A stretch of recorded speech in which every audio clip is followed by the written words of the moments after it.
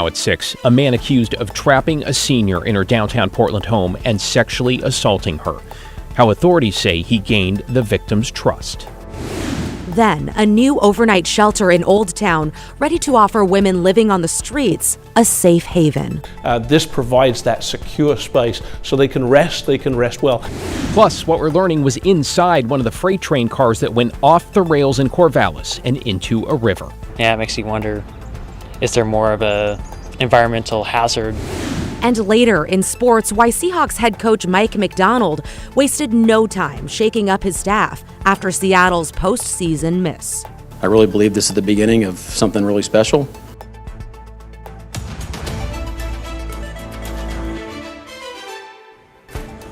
Thanks for joining us. I'm David Mulco. And I'm Christine Pitawanich. We begin here at 6 with a disturbing case of kidnapping and sexual assault in downtown Portland, with a 69-year-old man accused of holding a 74-year-old woman against her will. Alma McCarty's in the newsroom. So, Alma, what are you hearing from police? Well, David, Christine, according to Portland police, the victim was walking home from a grocery store on December 23rd when a stranger offered to help carry her bags.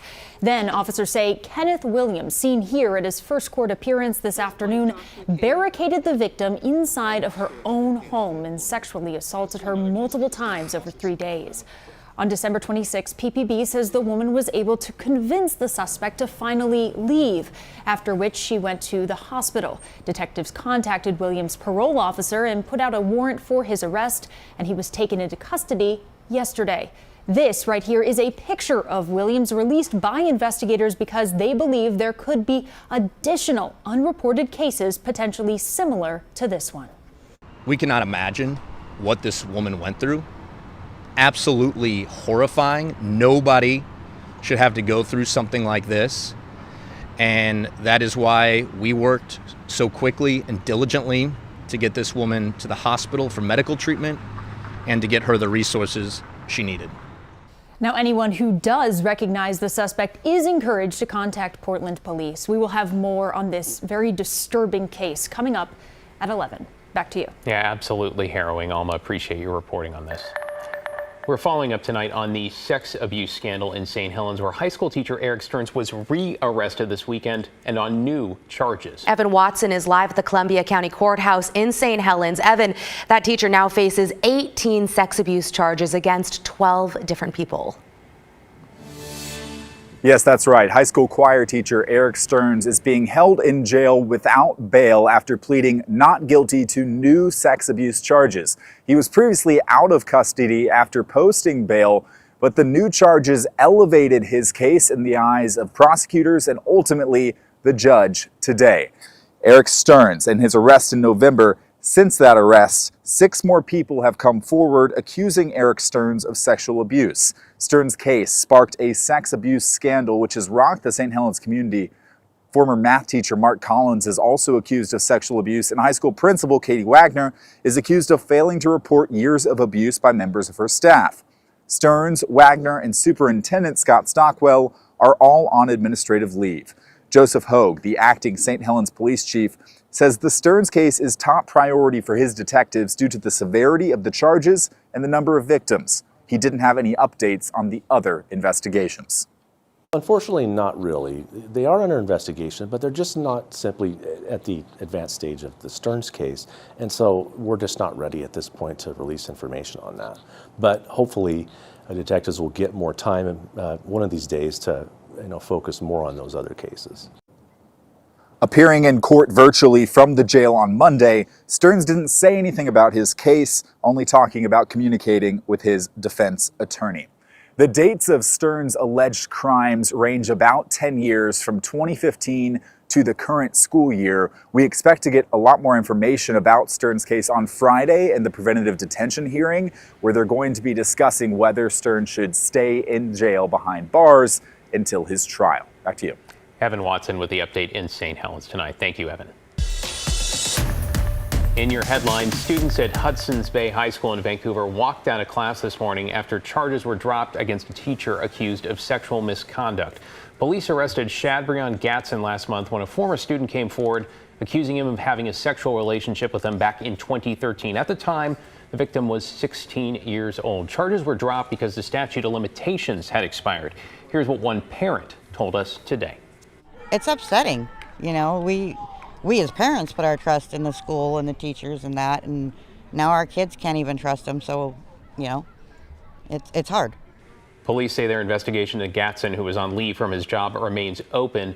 2 administrators have also been placed on leave pending the outcome of a third-party investigation. Today, Providence warned state leaders it'll have to cap the number of patients at Providence St. Vincent Hospital if 5,000 healthcare workers, including doctors, strike as planned this Friday. Right now, physicians at Providence St. Vincent are caring for 320 patients.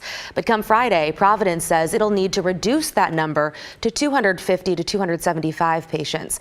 The union claims Providence understaffs its hospitals and does not pay competitive wages and benefits.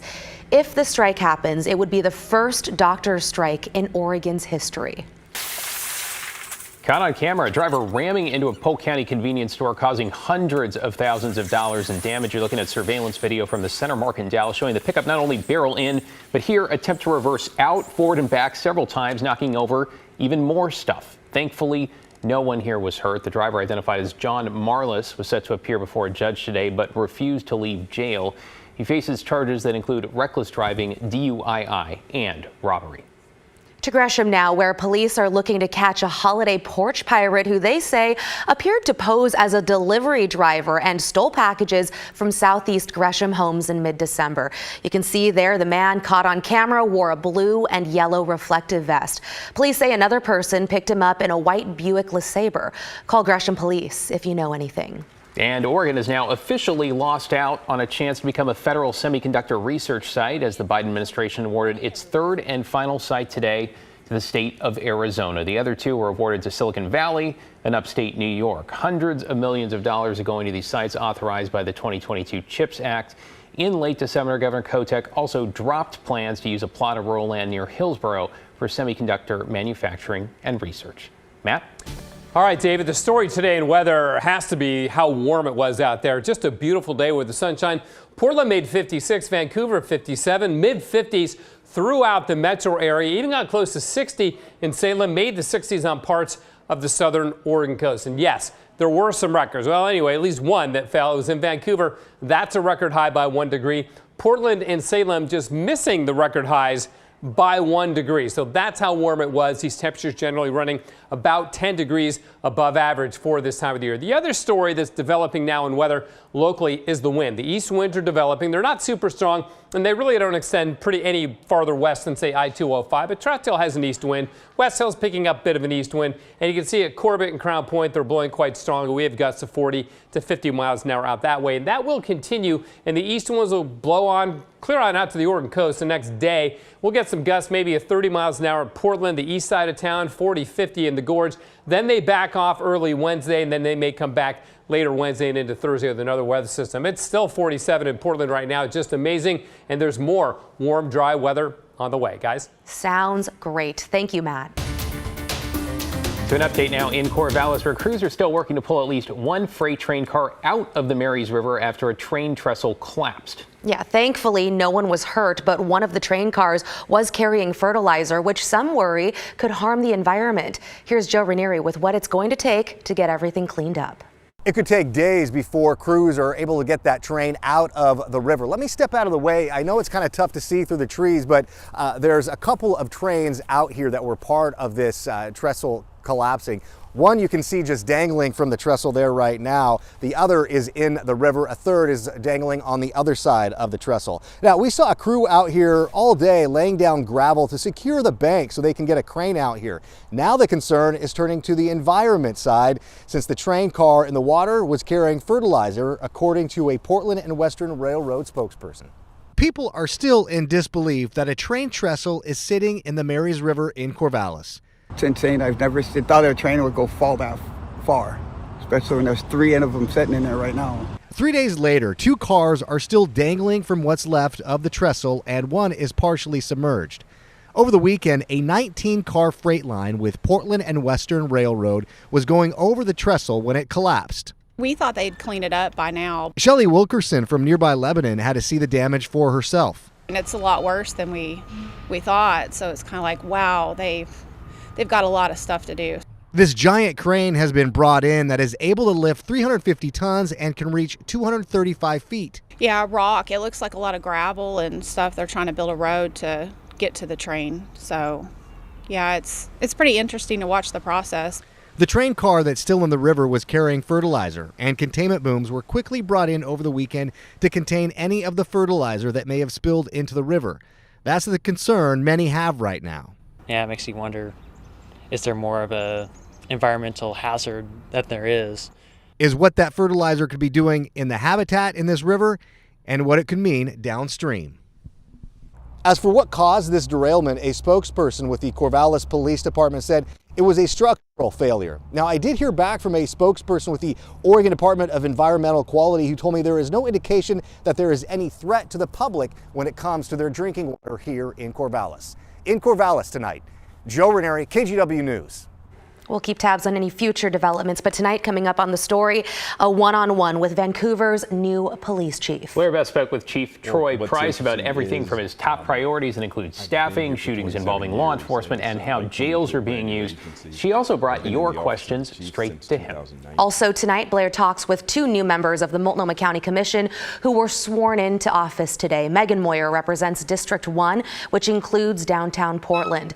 Vince Jones-Dixon represents Gresham and East County in District 4. Coming up in a live interview, Blair will ask them all about their priorities, the homeless crisis, and their thoughts on whether new members will change the commission's dynamics. That's live on the story at 6:30, only here on KGW.